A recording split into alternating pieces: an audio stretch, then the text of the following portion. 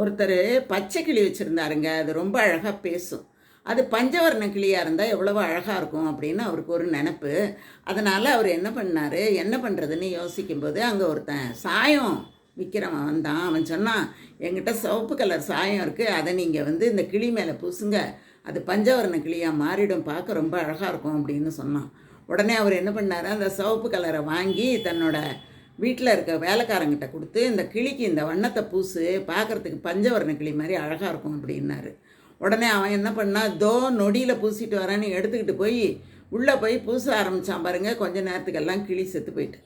என்னடா கிளி செத்து போயிட்டுதே, என்னடா பண்ண அப்படின்னு கேட்டோன்னா அவன் சொன்னான், எங்கள் பச்சை நிறத்தை ஃபுல்லாக சுரண்டிட்டு தானேங்க சிவப்பு கலர் அடிக்க முடியும், அந்த மாதிரி நான் பச்சை கலரை சுரண்டு நான் கத்தியை வச்சுக்கிட்டு கிளி செத்து போச்சு அப்படின்னா.